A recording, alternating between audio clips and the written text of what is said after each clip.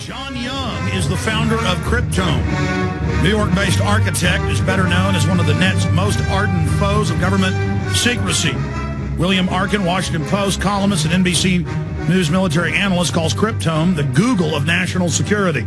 There are high-resolution satellite photos of the President Bush's Crawford Ranch, technical documents detailing how the National Security Agency spies on computer traffic, even the home addresses and telephone numbers of government officials, including former Director of National Intelligence John Negroponte. This is truly an amazing hodgepodge of information and fascinating background into a man whose single-minded focus is government security. Cryptome.org. Now, it's all over the Washington Post, AP, PC World, CNET News. Microsoft relents, Cryptome returns. Microsoft action hits Cryptome website, shut it down. Microsoft backs down over online spy guide. This just happened yesterday. Microsoft drops Cryptome spy document fight. Microsoft brings down whistleblower site after spy guide leak. Whistleblower website is back online. IT business, on and on and on with Microsoft and how they spy on people without warrants. This is the progenitor of WikiLeaks. This is a guy involved in helping set up the Electronic Frontiers Foundation, so much an icon in defending the free web, the front lines of the info war, and we need to support Cryptome.org. Good to have you on with us, John Young. Thank you for coming on. It's a pleasure, Alex.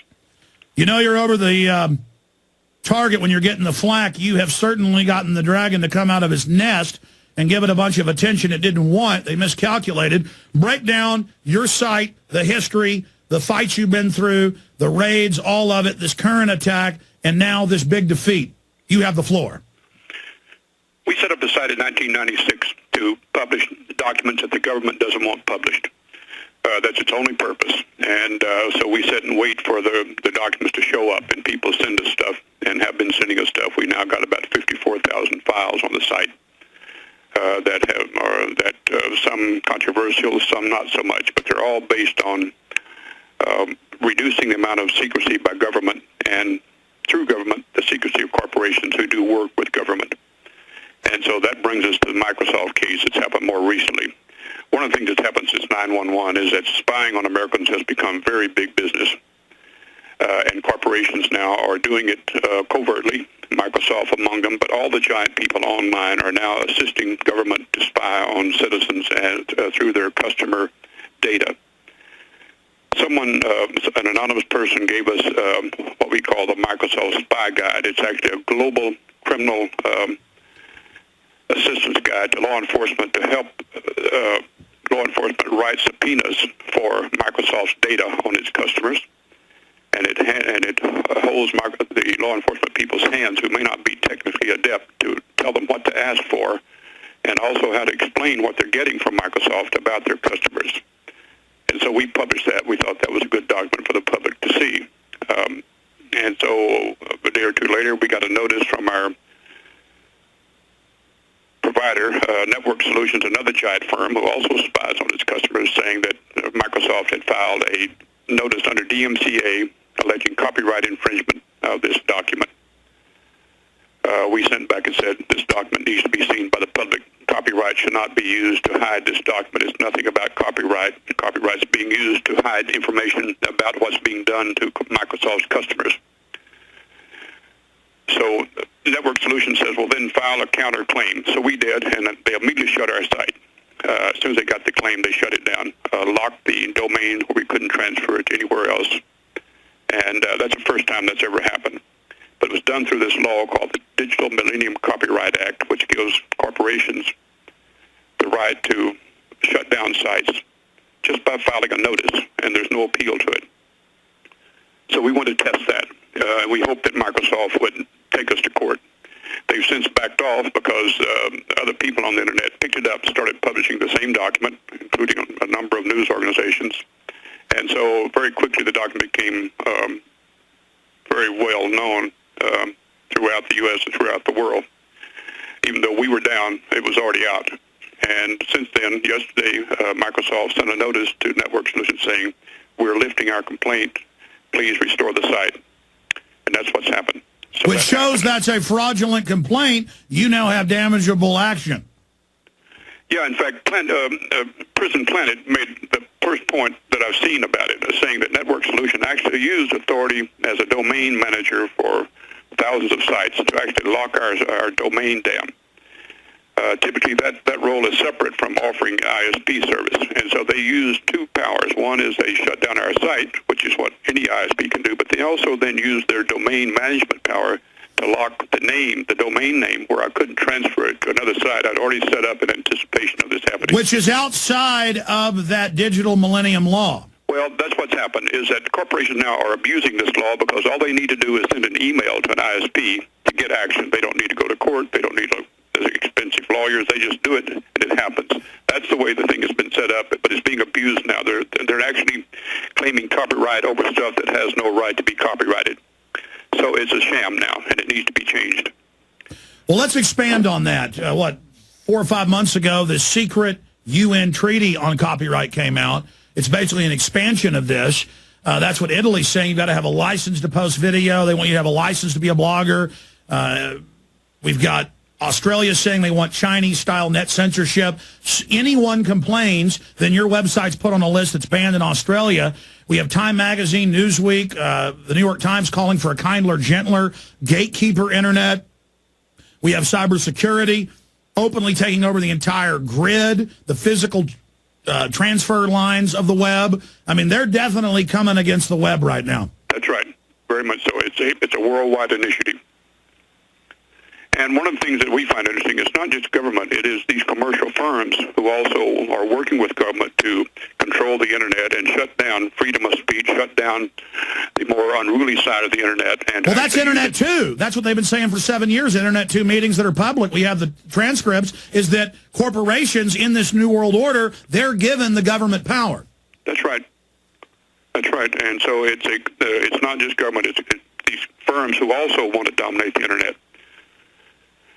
And so this guide that we published, we've now published about 36 of these, what we call spying guides. These are arrangements that these corporations have with ISPs to hand over data on customers without the customers knowing it's being done. Some of the companies make it public, but others hide it, like Microsoft, Yahoo, Google, a whole slew of them still hide it because they don't want the customers to know they're doing this. It's also a very lucrative business. And so the internet is a gigantic spying machine right now.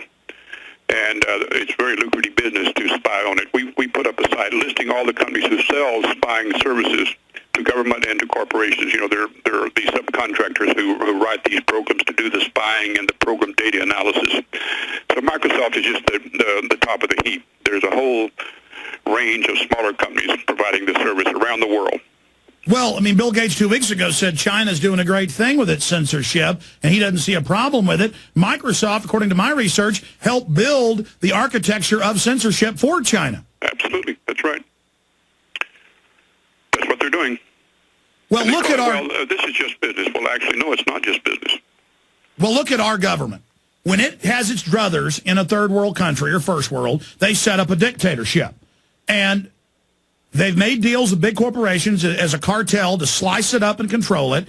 And then the revolving door in cybersecurity and homeland security, and the same in the other nations, rotates through these private corporations. The government gives them giant contracts to spy and steal data. I mean, it goes back to the 1996 Telecommunications Act, where they paid the phone companies to put in the spying rooms and all the facilities, and from my research, that's all the Cybersecurity Act is putting in the next wave of these snooping grids over the entire internet. That's correct.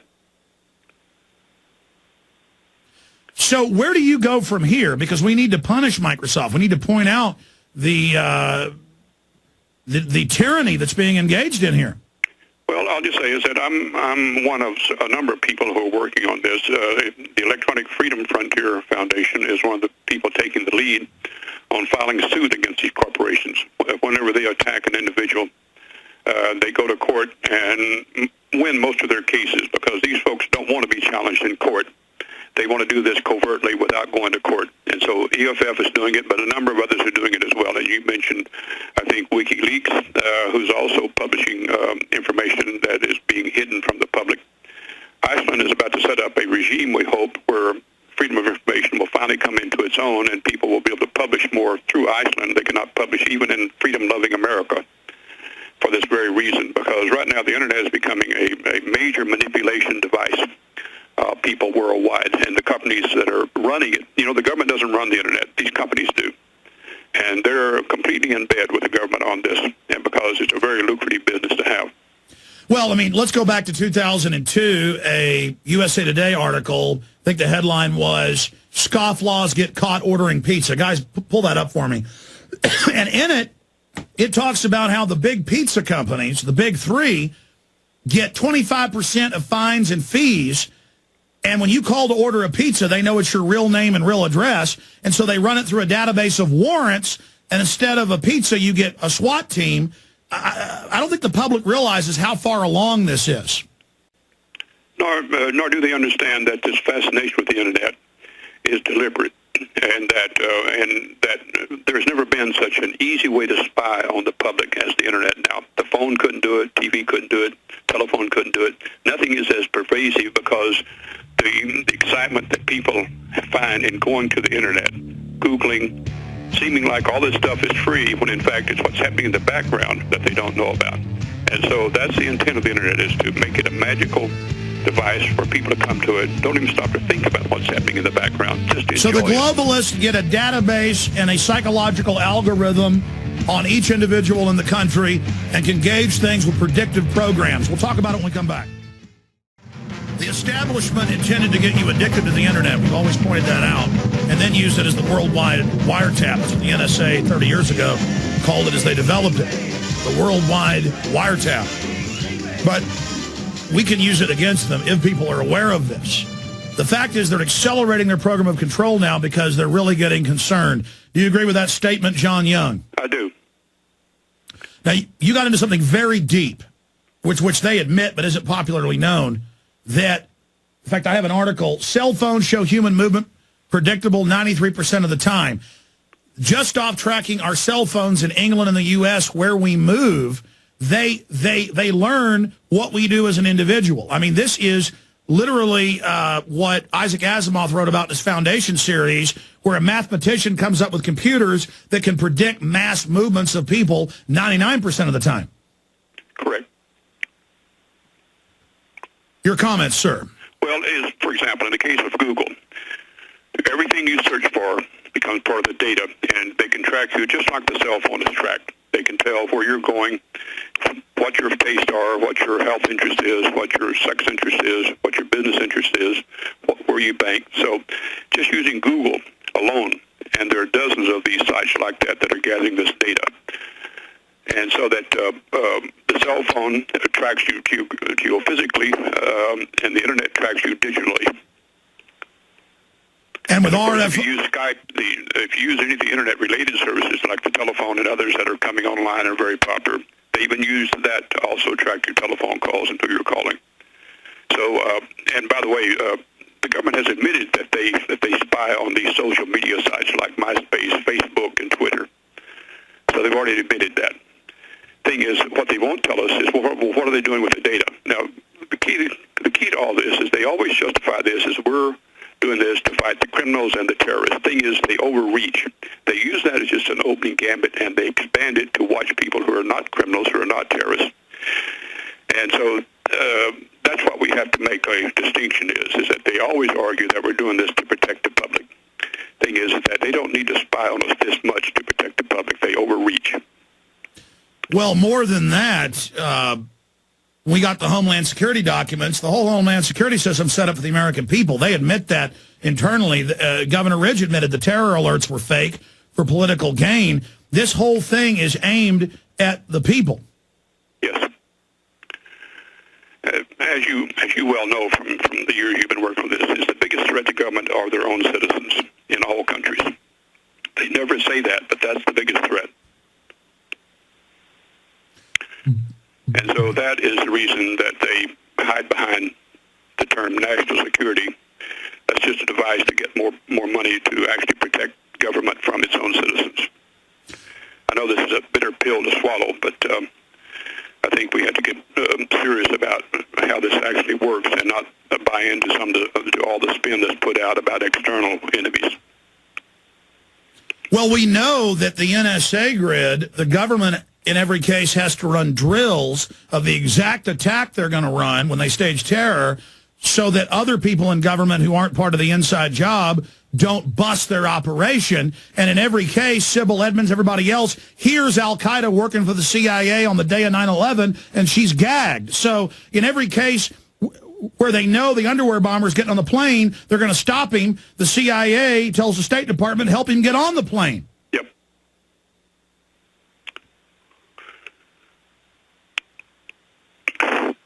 The other aspect of it that I find intriguing, since one of the things we have to deal with is being stigmatized, called a conspiracy nut. They use all these demeaning terms to anyone who probes too much. You just got to look past that. Those are just standard techniques to suppress your views. You've got to keep digging, keep looking, stop trusting authority, and keep digging on your own.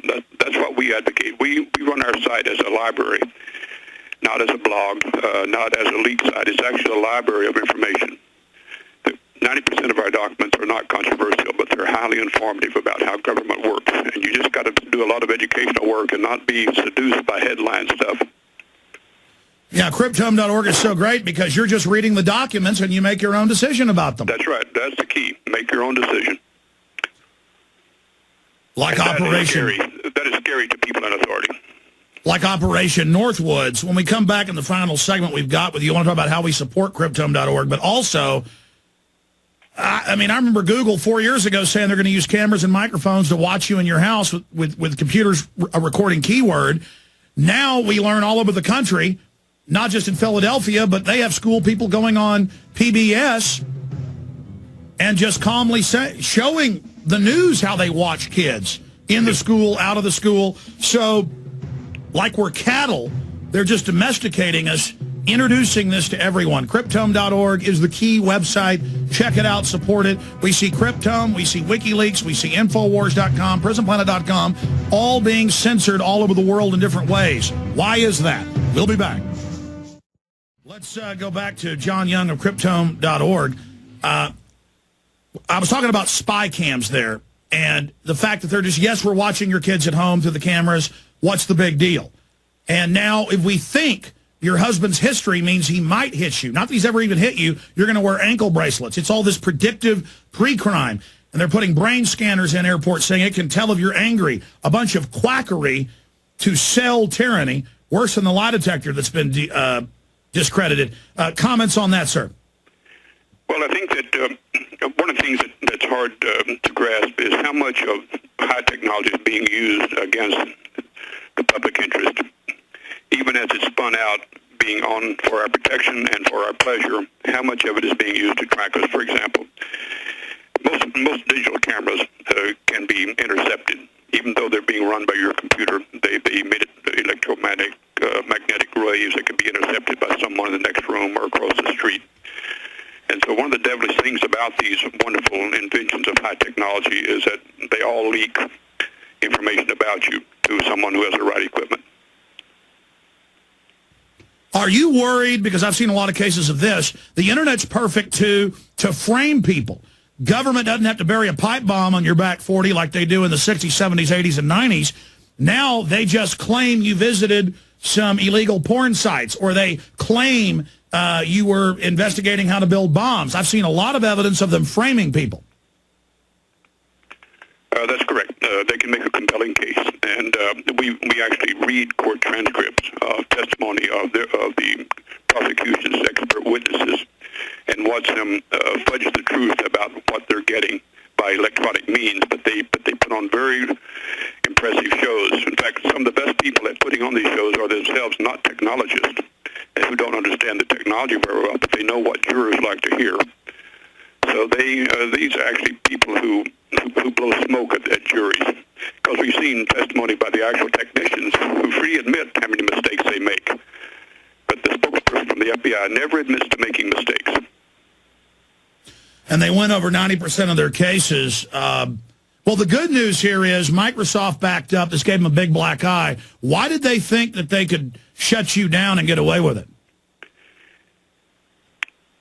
That's a good question. I'm going to have to work on that one, Alex, because we did not expect it to happen, and we're going to try to find out how to take advantage of that unexpected. They may have done it just for PR purposes, in order to not have to go to court and explain how more extensive it is than just our one little case. We happen to know they send out thousands of these notices per week, like we got, and get away with it, and they never have to defend it in court. They just bluff people into obeying. So I think they thought this bluff would work, and we decided to test that and let them to take us to court. We was hoping to go to court.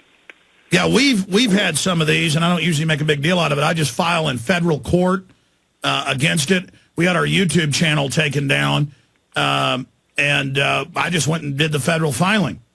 And then it went back up because it is a bluff. It is a fraud. I mean, we're allowed to play a 1-minute clip of Michael Reagan saying, murder 9/11 truthers, I will give you weapons, I will give you bullets, I will give you money, kill Mark Dice. We're allowed to play a clip of him and say, look at this criminal saying murder us. And that's fair use, and that's the end of it. Yep. And so, again, that's the power of having a platform to speak as a business, an impressive sounding business, that you can just bluff people. And they threaten people with lawsuits, but since it's so expensive, they seldom follow through. Absolutely. Well, I tell you, sir, we just commend the work you're doing in the 3-4 minutes we've got left with you. Any other key points that you want to get across to the audience? And well, I have one more question before we plug Cryptome.org and have people support it. So you agree with me? I mean, obviously you're doing the research, so you already know the facts. I mean, they're openly floating the idea of shutting down freedom on the web and having a few thousand websites you can visit under Internet 2. The Cybersecurity Act that passed the House says that ISPs down to 100 service customers, tiny ISPs, will take all the orders from the feds and install their hardware and software that they're going to recruit the youth and the college students into this new grand army. It's like a new drug war they're launching or something to, quote, defend the Internet. CNN runs fear pieces about how the Internet's going to be attacked. Clearly the preparatory phase for them launching a false flag. What's your take on that? Well, it's coming, and at the risk of being my favorite term, a conspiracy nut, I think that you cannot be paranoid enough about what the government is doing, and they always make fun of it to try to demean it, but I say that we're not nearly suspicious enough. I don't think that the underwear bomber was as innocent as it sounds, and I think that more of that will come out. I think there are false flag operations going on, and if you watch how these agencies and governments work around the world over the last 1,000 years, these are not unusual agent provocateur operations. They actually provoke incidents in order to justify increase of their own authority. You're a fellow Texan, I just learned. We're proud of other great Texans out there. Well, I miss it a lot. I wish I was still down there, but I'm not. Grew up in Odessa. How much of your time do you spend on this versus architecture? It's about 50-50, depending on what's going on. A little slow in the field right now, and so it varies, but I've been doing this kind of work ever since I got out of college. What got you into this? Well, I started doing this, what we call public service work, right after college as a way to supplement professional work, which we saw was going to be very narrow and very tailored toward our customers. And so a group of us decided to continue doing public service work on our own, unpaid, and so we're still doing it. And that's now some 40 years later. So we've been doing it a long time, long before Cryptome came along. How do we support Cryptome.org? Well, one is read it, use it as a resource. That's what it's there for.